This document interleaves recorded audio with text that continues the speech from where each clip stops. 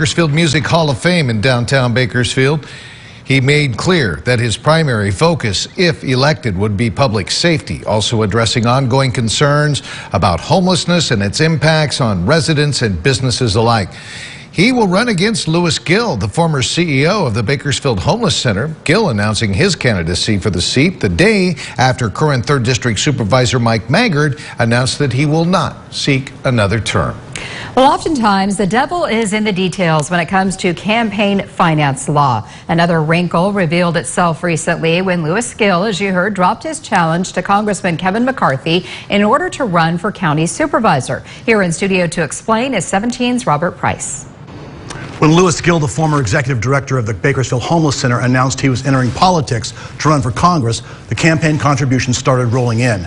8 weeks later, he changed his course, switching from Congress and a challenge to House Minority Leader Kevin McCarthy to the seat on the Kern County Board of Supervisors that Mike Maggard will vacate next year, which raises the question, what becomes of the campaign donations that were intended for Louis Gill, the congressional candidate? Can they be applied to Gill's supervisorial race? Gill himself is trying to get an answer to that question from the State Fair Political Practices Commission. We know this: candidates have a great deal of leeway when it comes to shifting campaign donations from one race to another. For example, from a primary election to the campaign fund of a general election, or from one state race to another, such as state assembly to state senate. Candidates can even disperse campaign funds from their own treasure chest to that of another candidate, which is one reason Kevin McCarthy is so popular among his fellow Republicans.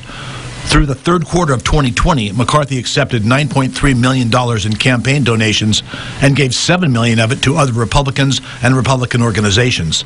So those types of fund transfers are legal and common.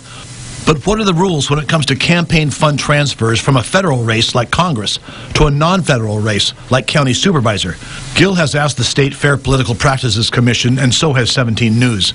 Gill says he will happily abide by the appropriate rules and protocols. We're going to absolutely take care of any donor. I will tell you that many people have called and they've asked me to move the money into the supervisorial campaign. I've had people calling me wanting to make donations. I can tell you that we haven't done any of that. We've told everybody, you've got to hold on. We're going to make sure that we do this 100% by the rules. Gill raised more than $100,000 in just over a week after announcing his intention to take on McCarthy.